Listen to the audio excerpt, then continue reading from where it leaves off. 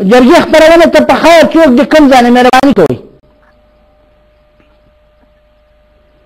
ستاسو خبر ستاسو اواز وانه اورېدل شو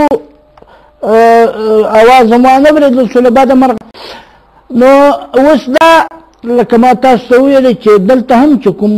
څوک منډې درډې وایي یوې خواته منډې وایي بلې خواته منډې وایي دوی خو د همغو پیسو نه د افغانستان د بیا ودانولو دپاره چې کومې پیسې راغلې وې یا راځي هغه ماډرن افغانستان یې چې جوړاو د همغو پیسو نه پیسې راځي د همغو مرستو نه برخمن کېږي دا خلک دوی د خپل کاروبار یوه لاره یوه وسیله ده نو دا چې د دوی د کاروبار یوه وسیله ده زموږ ټولنې امیدونه دي و چې دا امیدونه به څرنګه کېږي دا یوه خبره خو دا ده یوه بله غټه ستونزه چې دا هغه که موږ د تېر تاریخ ته وګورو یا دغه اوسنیو غونډو ته وګورو له بده مرغه روسانو ملاتړ روسان چې چا د ځان ملاتړي ګڼل هغو خلکو روسان هم په یو چړ کې ګډ کړه او خپل ځانونه په یوه ستونزه کې ښکېل کړل او زموږ ولسونه یې په یوه ستونزه کې ښکېل کړل دا هم تر ډېره ځایه پورې د هغو خلکو نیمګړتیا وه همداسې دغه بل لوری چې جهاد لوری و دا خلک هم همداسې وو هغه خلک چې د دوی ملاتړ یې کاوه هغه یې په یو چړ کې ګډه کړه نړۍ هم په یو چړ کې ګډه کړه او خپل ځانونه یې خو بیا هم دوی تر ډېره ځایه پورې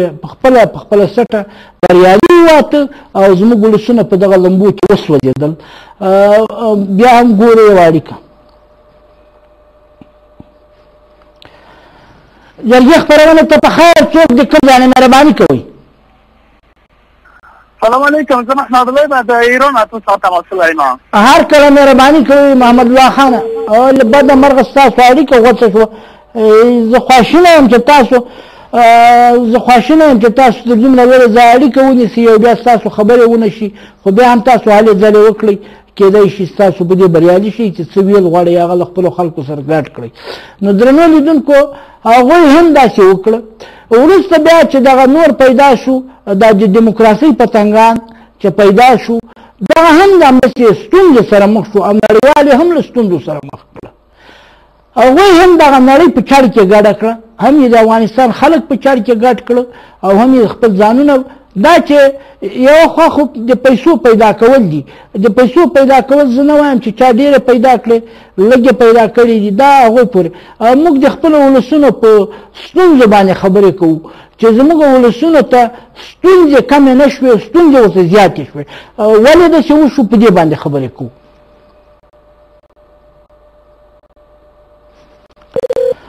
جرګې خپرونه ته په خیر څوک د کوم ځای نه مهرباني کوئ بیا هم ستاسو اړیکه غوڅه شوه نو اوس خبره په دې ده چې زه دا وایم چې دا چې څه وشو هغوی چې وکړه یا نړیوالو ته هم ستونزې پیدا شو اوس زموږ د خپلو ولسونو په غم کې لګیا یو او موږ د خپلو ولسونو غم باید وکړو دغه خلک ته موږ باید دا ورسوو چې ای خلکو تاسو خو دا منډې درډې ویئ تاسو خو ځئ کېنئ خو تاسو بیا ګورئ د خپلو ارزښتونو یا د خپلو خلکو د ارزښتونو یا د خپلو خلکو د غوښتنو پروا نه کوئ بیا بې پروایي کوئ بیا نړیوال بې پروایي کوي بیا دغه ولسونه تاسو بیا هم په ستونزه کې اچوئ په ستونزه کې یې ښکېل کوئ تاسو ولې هغه پیسې چې دوی ته د بیا ودانولو دپاره راتلې یا راځي هغه په یو ډول ته داسې ځای باندې لګوئ چې هغه زموږ د ولس ستونزې نه پرې کمیږي لا نورې ستونزې زیاتې کړي او که چېرته داسې وایي چې نه داسې نه ده نو دغه د څو کلونو ستونزې د څه نه جوړې شو خو همدا ناستې هم شوې دي دا ستونزې جوړې شو ولې خو تاسو د خپلو خلکو غوښتنې نه دي پوره کړې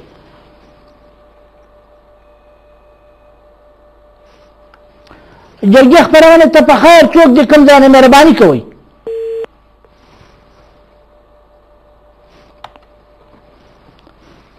نو خبره په دې کې ده چې هغه خلک زموږ ولسونه او هغه خلک څوک چې منډې درډې وایي باندې نه دي نو ما دا ویلې چې ستونزه دا ده چې دغه خلک چې په دغه غونډو کې ګډون کوي یا کړی تر دې نه مخکې له بده مرغه چې د دوی او د باندنۍ خلکو ترمنځ سم پوهاوی نه دی راغلی او زموږ د خلکو غوښتنې په پام کې نه دي نیولې. جرګې خپرونه ته په خیر څوک د کوم ځای نه مهرباني اسدالله سفري یم له ایران چې مې اړیکه نیولې. هر کله تاسو اړیکه بیا غوسه نه شي مهرباني کوئ خبرې کول غواړئ مهرباني. له بده مرغه خو بیا هم ونه شو تاسو ډېر ښه هر کله وایي خو بس نو خبره مې دا درته تاسو ته کوله دا مې څو زره تاسو ته وکړه. زه غواړم چې تاسو زموږ ولسونه په دې باندې پوه شي چې دا خلک چې وو لکه ما چې تاسو ته دغه ډلې ټپلې یادې کړې دغه خلک مې درته یاد کړه دا د دې دپاره چې د دغو خلکو ترمنځ او د باندنیو ترمنځ. Number 7. A man, his fragrance, 7 natural.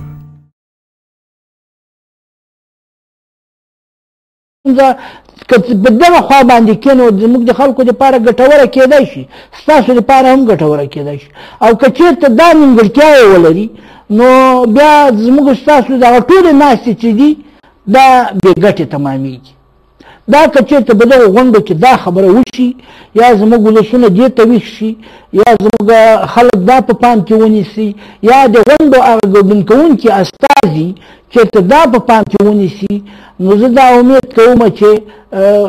غونډې به بریالۍ که نه نو دغه اوس د خورې ورې غونډې چې کېږي دا خو یوه پروژه ده یو پروژه یو چا واخیسته یوه پروژه یې واخیسته چې زه دا کار کوم زه به دا وکړم او زه به ها وکړم هغه ناسته به وکړم او زه به یو غونډه جوړه کړم زه به یو کمیسیون جوړ کړم زه به منډې درډې وکړم زه به سفر وکړم یا لکه دا ځینې په یوه خبره پورې بله لکه ځینې وخت کې چې د ځینو ستونزو په اړوند پرېکړه وشي او مشران ووایي چې دغه دپاره پلاوی وټاکل شو او دا پلاوی به دا ارزونه کوي د دې پېښې ارزونه به کوي او د ستونزو د خلکو د پېښو ارزونه به کوي. هغه خو صحیح ده چې ارزونه یې وکړه هغوی خپل پیسې واخیستې خرڅ یې وکړ سفر خرڅ یې واخیسته او ولسونو ته ورغی او بېرته راغی خپل سفر خرڅ یې ښه په ډبل باندې واخیسته او اوس د خلکو ستونزه څنګه شوه خلکو ستونزه هواره شوه دا څه دپاره سفر د دې دپاره یا پلاوی ټاکل د دې دپاره چې د پیسې واخیستې او بېرته راغی او که پلاوی د دې دپاره چې دا د پیسې هم واخلي ولې د خلکو ستونزه ته رسېدلی شي یا د خلکو ستونزه کمېدلی شي یا د خلکو هغه ناامیدي چې د هغه پوره کېدلی شي دغسې وړې وړې ستونزې دي دا ډېرې غټې ستونزې دي. نو که چېرته دا موږ دا وایو که چېرته موږ خپل هغه تاریخي هغه خپله تاریخي دنده هغه خپله وینا هغه خپله تاریخي څه ونډه چې موږ په ژوند کې لرو موږ هغه د دغه دپاره موږ دا خبرې کوو که نه موږ سره نور دا هغه نشته چې څوک څه کوي هغه د هغوی پورې اړه لري په هغوی خوښه ده هغوی چې څه کوي نو هغوی خوښه ده خو خبره دا ده که چېرته په دغو غونډو کې یا په داسې غونډو کې دغه شی په پام کې ونیول شي چې هغوی څه وایي هغوی څه ویل غواړي هغه ویل یې زموږ د خلکو له غوښتنو سره سمون خوري که نه خوري زموږ د دوی دغه ستړې ستونزې دغه منډې درډې دا زموږ د خلکو دپاره ګټور تمامېږي که نه تمامېږي یا څرنګه کېدای شي چې دا په ګټورتوب باندې واړول شي او زموږ د خلکو غوښتنې څه دي زموږ د خلکو نیمګړتیاوې څه دي او کومه هغه خبره ده چې زموږ ولس پرې جوړېدای شي په دې باندې خبرې وشي. جرګې خپرونه ته په خیر ستاسو اواز بیا هم وانه اورېدل شو درنو لیدونکو موږ هڅه وکړه چې ستاسو اړیکه نو اوس خبره په همدې کې ده ما دا وویله چې دغو خلکو له بده مرغه تر ډېره ځایه پورې ما تاسو ته یو لوری وښوده هغه لوری چې روسیې ملاتړ یې له ځانه سره لاره شورویانو ملاتړ یې تر ځانه سره لاره هغوی د خپلو خلکو غوښتنې د خپلو خلکو ارزښتونه خپلو خلکو ستونزې په پام کې ونه نیوې او نړیوال یې هم راښکېل کړه هغوی هم ووژل شول او دا ولسونه یې زیانمن کړه، ویې وژل او کورونه یې ورته وران کړه، هر څه چې کول هغه یې وکړه. بیا هم ګورې واړیکه جرګې خپرونه ته په خیر څوک د کوم ځای مهرباني کوئ؟ بس عبدالشکور یم د شنکرا څخه دوهم وار خبره درسره کوم. ډېر که هر کله دویم ځل دپاره هر کله مهرباني کوئ. زما په نظر اکا ګوره دغه زموږ ستاسې ټولنې زموږ ستاسې ولسونه به هغه وخت ښه کېږي چې فقط د ټولو مشرانو د ټولو خلکو په زړه کې د الله بیره وویږي او خلک د الله څخه ګرځېدلي دي. دا خلک وپوهېږي بیره نشته. په خدای دې زما کسنې چې په هر کلي کې یو زوړ قومندان بس رئیس دی چې دغه 10 روپۍ د یو خوا څخه را روانې شي، یو ځای څخه یو مؤسسه یو شی معلومه شي، بیا تا چې دا ولس خبر شي بیا هلته خوړلي دي. وپوهېږي دا رقم فیصله شوې که د هغو پیسې که شورا خلکو درولې دا انکشافي شورا وي دا و هغو ته ګوري، د هغه غټانو ته ګوري، د هغو څخه زده کړي دي فقط که 10 روپۍ کومک و اباتي و خلکو ته وایي چې 50 روپۍ دی خوري. نو دا رقم وضعیت ته زما په نظر یوګانه لاره دغه ده چې د الله بیره د په زړه کې اوسي، د خدای څخه وبېرېږي او خپل د ولس خیر و ښېګڼه و نظر ته ونیسي. بس به ولسونه ټوله سمیږي خود به خود ده. ژوندي لار نشته زما په نظر. ژوندي اوسئ. ډېره ښکلې لار، ډېره ښکلې لار. ټولو تایید ژوندي اوسئ، په مخامخه ژوندي اوسئ، په مخامخه ډېر درنو لیدونکو. ښاغلي زموږ لیدونکي چې کومې خبرې وکړې هغه د خبرې یو اړخ او هغه غوره اړخ او د خدای نه ویره کول. هغه ویره داسې هم نه ده چې که څوک داسې په ټولنه کې دا ټولنې ته ژمنه ټولنه لکه موږ په پښتني ارزښتونو کې دا ارزښت لرو، پښتو، پښتونولي، په پښتو ولاړ، په غیرت ولاړ، په ننګ ولاړ، خپل ولسونو په غوښتنه ولاړ، په همدغه خبرې ټولې همدغه خدای ویره ده. او له خپلو خلکو نه یو ډول ته د خپلو خلکو نه حیا کول یا د نورو خلکو نه یا د خپلو خلکو په وړاندې د مسؤلیت د یوې پرې احساس کول چې که چېرته دا کار وکړم کېدای شي زه په دې کې ګرم شم او دا یوه ګرمه ده. دا خپله دغه ټول چې دي دغه زموږ د دغه لیدونکي تر خبرې پورې سمون خوري چې که چېرته هر څوک همدغه په مجلسونو کې چې څوک کښېني دغه مشران که چېرته دغه سوچ وکړي، په دې باندې حساب ونه کړي چې موږ راغلو په دغه غونډه کې کېناستو او یو 5 پیسې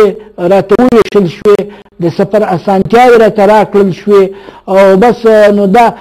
دا خو صحیح شوه چې دا کار وشو. اوس دا کار څنګه د خپل ولس په ګټه باندې اړولی شي، موږ په دې باندې خبرې کوو. دا کار خو صحیح ده چې تاسو ولاړئ یا ولاړئ کښېنئ یا هلته کښېنئ یا بل ځای ته ځئ.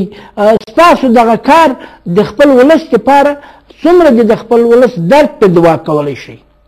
صحیح ده، تاسو مالی ګټه وکړه، تاسو ځای ته سفر وکړ، تاسو ته مالی ګټه درکول شوه، تاسو ته اسانتیاوې درکول شوې، تاسو ته نوم درکول شو، خو ستاسو د دغه ولسونو په وړاندې مسؤلیت ده چې تاسو دغه څرنګه د خپلو ولسونو په ګټه باندې واړوئ. لکه څرنګه چې دغه 11 کلونه په خوله باندې داسې لږ یادېږي، ډېر کم یادېږي، دومره داسې لږ خبره ده، وړه خبره ده. ولې دا 11 کاله د تاسو نه ضایع شول. دغه 11 کلو دپاره چې کومې مرستې کېدلې یا د کېدلو والا وې دا د تاسو نه ولاړې باد ویوړې یا هر چا چې ویوړې. خو هغه ما چې مخکې متل درته وکړه چې پلار دې پل چې پلو مړ کړو که سپرو مړ کړو وایي د ما له ښې ویست. اوس تاسو د دغو ولسونو له ښې نه دا پیسې وویستل شوې، دا 11 کاله د دې ولسونو ضایع او خراب شول. دا څرنګه په دې باندې سوچ پکار دي. نو درنو لیدونکو دا هغه خبرې دي چې موږ په دې اړوند باندې له خپلو ولسونو سره په دې باندې ګډې کړې چې څرنګه کېدلی شي چې زموږ دغه خلک د ولسونو غوښتنې په پام کې ونیول شي او نوره ټولنه نړۍ مو نه غولېږي او ولسونه مو نه غولېږي او د خلکو هلې ځلې یا د نړیوالو هغه هلې ځلې په رغم لوري باندې واړول شي، په داسې لاره واړول شي چې زموږ ولسونو ته هم د خوندي ژوند لارې چارې برابرې شي او نور نړۍ ته هم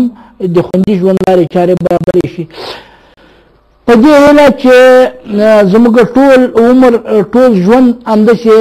خرابه نه شي، همداسې ضایع نه شي. جرګه خپرونه پای ته رسېږي، تر بلې خپرونې پورې مو په لوی او بخښونکي خدای سپارم. په مخه مو ښه ژوندي اوسېږئ. جرګه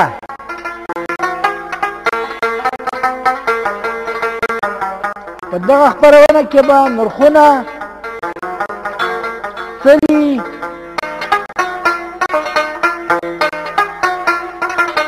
کاڼي کېښودل، ناغه،